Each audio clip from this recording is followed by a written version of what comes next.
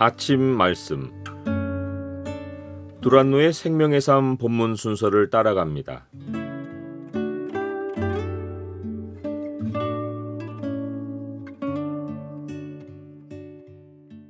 오늘 본문 말씀은 요한복음 14장 1절에서 14절입니다.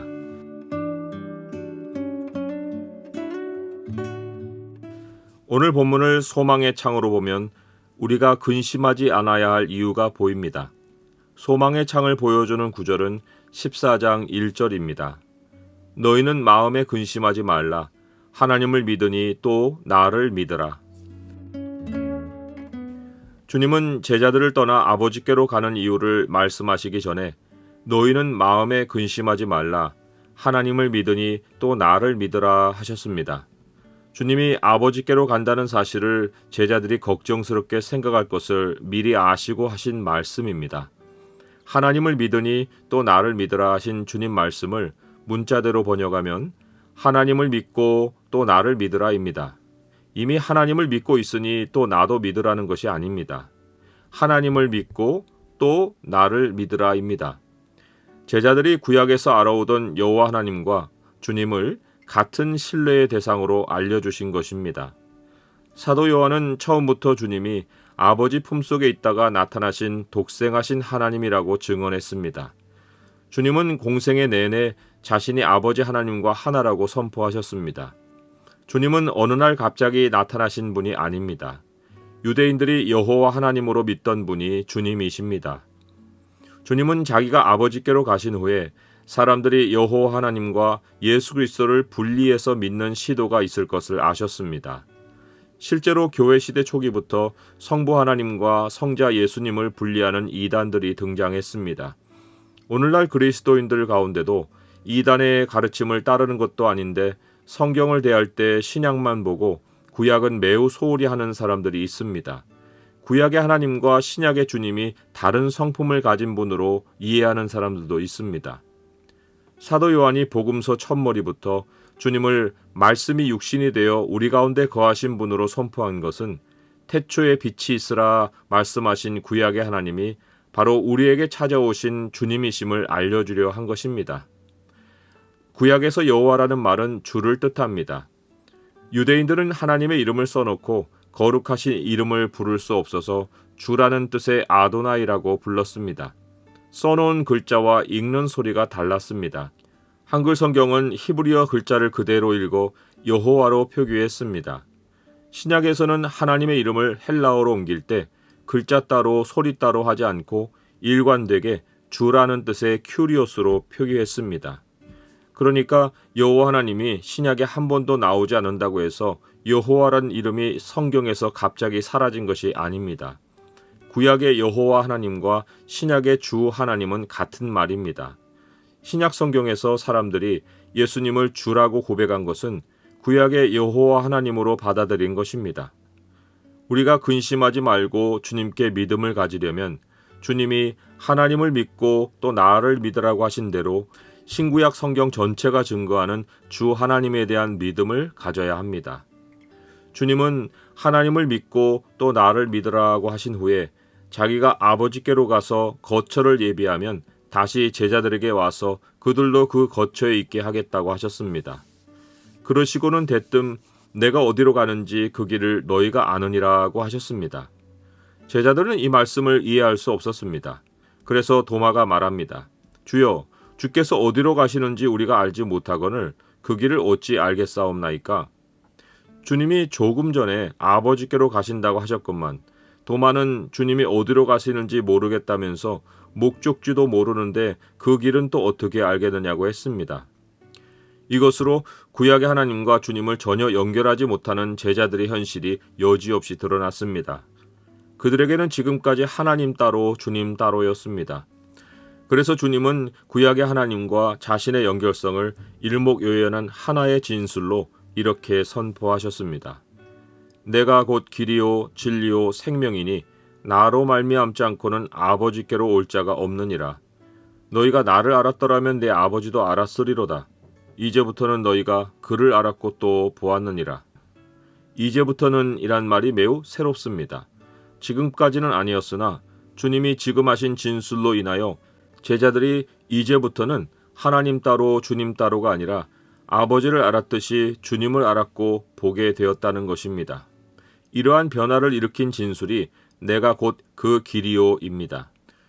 이것은 엄청난 선포입니다.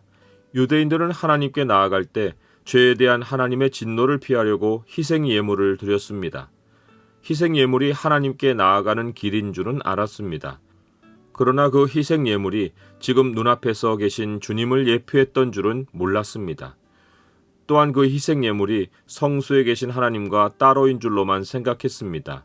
그것이 하나님이 자신의 일부를 거룩하신 영역 밖으로 내주어 사람들이 자기에게로 나오게 해주신 길인 것은 상상조차 하지 못했습니다.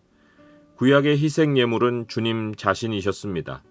단순히 아버지 하나님께로 나오는 방편이 아니라 거룩하신 하나님이 자신을 내주셨던 하나님 자신이셨습니다. 하나님은 희생 예물로 자기 일을 해오셨고 친히 희생 예물로 오셔서 자기 일을 행하고 계셨습니다. 그 일은 공생애로 멈추지 않고 주님을 믿는 자들을 통해 더 큰 일이 될 것이었습니다. 크다는 것은 규모도 아니고 범위도 아닙니다. 지금까지는 하나님과 주님이 행하시던 일이었는데 제자들이 동참함으로써 모든 일이 하나님과 자기 백성의 동역으로 이루어질 것이었습니다. 그래서 이후에 하나님 일이 더 큰 일이 될 것이었습니다. 주님은 제자들이 하는 일이 큰 일이 되게 하시려고 주님의 이름으로 주님께 구하는 기도의 권한을 주셨습니다. 주님의 이름으로의 문자적인 뜻은 주님의 이름 안에서입니다. 주님의 이름 안에서 주님께 구한다는 것은 어떤 뜻입니까? 일반적으로 우리는 예수님의 이름으로 하나님 아버지께 구합니다. 하지만 길이신 주님으로 말미암지 않고는 아버지께로 올 자가 없습니다. 우리는 하나님과 직통할 수 없고 대제사장이신 주님을 통해 하나님께 나아가야 합니다. 그렇다고 내 이름 안에서 내게 구하면 이라는 말이 우리가 예수님 하고 기도해야 한다는 의미가 아닙니다. 여전히 기도를 받으실 분은 하나님 아버지이십니다. 내 이름 안에서 내게 구하면에서 이름은 한 인격체의 성품, 의지, 권한을 모두 포함하는 말입니다. 제자들이 대제사장이신 주님을 통해 하나님께 기도하려면 주님의 성품과 의지와 일관되게 구해야 하고 주님의 권한을 철저히 신뢰하고 구해야 합니다. 그래서 사도 요한은 다른 서신에서 그를 향하여 우리가 가진 바 담대함이 이것이니 그의 뜻대로 무엇을 구하면 들으심이라고 했습니다. 그를 향한 담대함과 주의 뜻대로 구하는 것이 주님이 말씀하신 내 이름으로의 뜻입니다.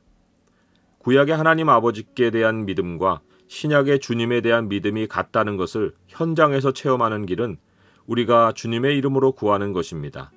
그리하면 신구약을 통해 한 분 하나님이신 주 하나님이 자신의 동역자들인 우리의 기도를 들으시고 큰 일로써 응답하십니다. 이제 주님이 창세로부터 말씀해 오신 여호와 하나님과 한 분이신 것을 알았으니 성경 전체를 통해 예수 그리스도 우리 주 하나님을 배우고 발견합시다. 우리에게 자신을 내주기까지 사랑하신 주님이 창세로부터 역사하신 여호와 하나님이신 것을 알았으니 성경 전체를 통해 주님을 깨닫고 신뢰합시다. 이제 우리는 마음에 근심하지 않고 하나님을 믿고 주님을 믿습니다. 하나님 아버지께로 나아가는 길이신 주님을 의지하여 무엇이라도 하나님께 구하고 기도합니다. 주님의 이름 안에서 담대함으로 하나님의 은혜의 보좌로 나아갑니다.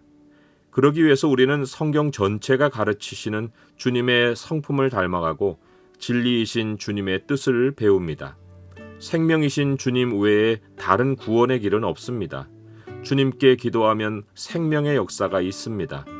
하나님 아버지께서 길과 진리와 생명이신 주 예수 그리스도의 이름 안에서 기도하는 우리의 간구에 큰 일로 응답하실 것입니다. 주님, 성경 전체에서 예수 그리스도 주 하나님을 보는 눈을 열어 주옵소서. 성경 어느 부분도 소홀히 대하지 않게 하옵소서. 주님 성품을 닮고 주님 뜻을 깨달아 기도하게 하옵소서.